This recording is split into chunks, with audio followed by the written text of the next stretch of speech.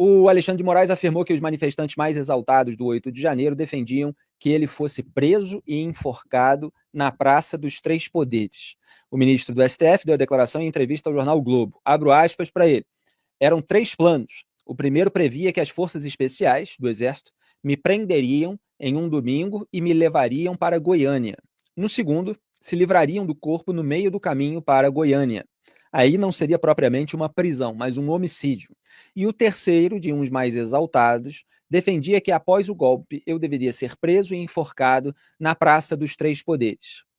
Dá para sentir o nível de agressividade e ódio dessas pessoas que não sabem diferenciar a pessoa física da instituição.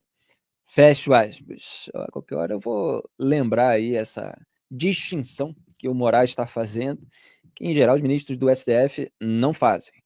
Mas aqui vamos nos ater aos fatos. Moraes disse não ter ampliado sua segurança pessoal porque os autores das ameaças são extremamente corajosos virtualmente e muito covardes pessoalmente. Olha, o Alexandre de Moraes, ele fala fora dos autos, mais uma vez, ele faz uma acusação vaga que recai genericamente sobre todos os réus do 8 de janeiro. Quer dizer, qualquer pessoa que virou réu pelos atos do 8 do 1, agora fica como suspeita de planejar um enforcamento, um homicídio em relação ao ministro do Supremo Tribunal Federal. É óbvio que é uma declaração inadequada, inapropriada, para dizer o mínimo, né? Para pegar assim bem por baixo, de uma maneira generosa. Quem foi que planejou enforcar, né? Como é que ele falou? Ele falou um planejamento de alguma coisa antes aí, né, do enforcamento. Mas, enfim, quem foi essa pessoa? Ele precisa especificar.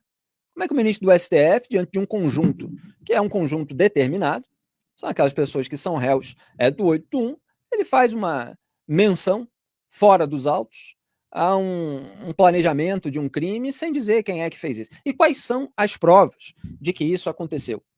Se aconteceu, a gente não sabe, porque não houve uma revelação ainda pública, detalhada, a respeito dessa documentação, desse suposto conjunto probatório. Já veio aí o Andrei Rodrigues, diretor da Polícia Federal, da declaração de que eram mensagens alucinadas, etc. Quer dizer, é uma troca de mensagem em que as pessoas estão privadamente revelando o seu ódio e tal, ou é um planejamento? O ministro Alexandre de Moraes está querendo se equiparar de alguma forma com o juiz Sérgio Moro, ou até os presidentes das casas legislativas, Arthur Lira e Rodrigo Pacheco, sobre os quais, contra os quais havia um plano do PCC. Então, assim, naquele caso, havia um planejamento, principalmente no caso do Sérgio Moro, isso veio a público em todos os detalhes, e aí sim, a gente viu que estava se construindo ali uma arquitetura criminosa para efetivar um crime, um sequestro da família, algo pelo menos assim, se não um homicídio. Agora, o Moraes fala a respeito disso sem apresentar absolutamente nada. Né? Quer dizer, ele voltou a tagarelar nesse nível e está comprometendo e a imagem de todas essas pessoas. Quer dizer, não tem nada que fazer isso um ministro do Supremo Tribunal Federal, que deveria falar nos autos. E se der uma entrevista, né, ele tem de respeitar alguns procedimentos. Né? E não é isso que o Moraes está fazendo. Aliás, nessa entrevista, enquanto o senhor entra, eu quero lembrar aqui um outro trecho que a gente não separou, mas eu vi depois e comentei no Twitter, né? Em que ele disse o seguinte: o Alexandre de Moraes falou que acham que a cadeia é só para os pobres. Ele está se referindo aí aos réus do 8.1. Acham que a cadeia é só para os pobres. Por que será, Moraes, que esse pessoal acha que a cadeia é só para os pobres? Ele está fazendo aí uma divisão social, né? Que aqueles seriam criminosos ricos, aqueles que invadiram os prédios dos três poderes, pessoal ali, pelo menos de classe média, mas ele está colocando, né? Como se fosse tudo rico. É esse pessoal aí de bolha virtual, de reacionarismo aloprado.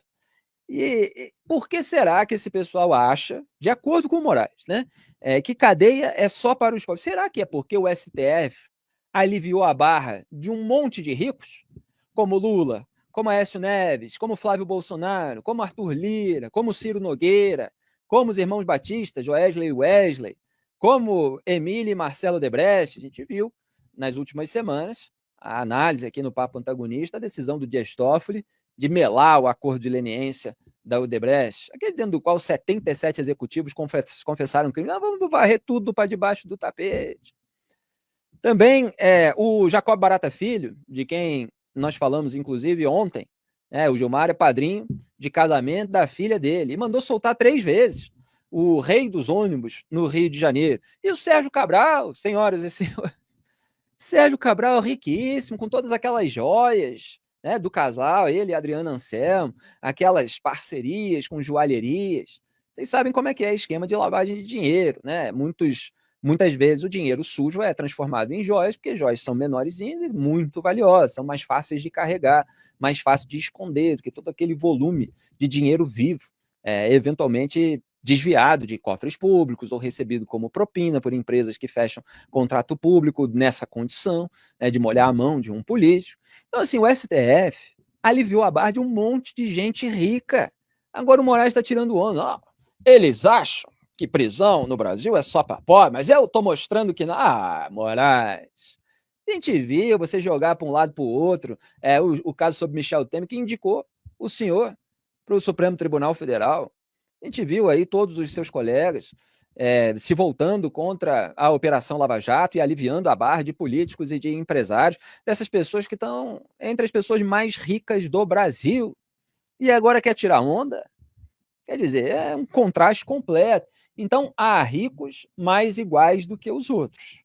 Os políticos e empresários que são muito próximos ao poder, esses aí têm a sua barra aliviada quando são acusados de suborno, em esquemas de corrupção, lavagem de dinheiro. Agora, aquele vagabundo que invadiu o prédio de 3 poderes, depredou patrimônio público, esse nós vamos prender, em defesa da democracia, né, que é um eufemismo para a República do Escambo, né, onde você tem aí os 3 poderes articulando, as lideranças comendo churrasco, almoço, jantar, tudo entre 4 paredes, onde ministros do STF fazem campanha para que o presidente indique aliados deles para outros tribunais e órgãos de fiscalização e controle, como a própria Procuradoria-Geral da República. O Lula indicou 2 aliados do Moraes para o TSE, o Lula colocou o Paulo Gonet, ex-sócio do Gilmar, na PGR, e, curiosamente, o Gilmar e o Moraes estão alinhados ao governo Lula e ao presidente em uma série de pautas, como o PL das fake news, o Moraes votou contra o Deltan Dallagnol no TSE,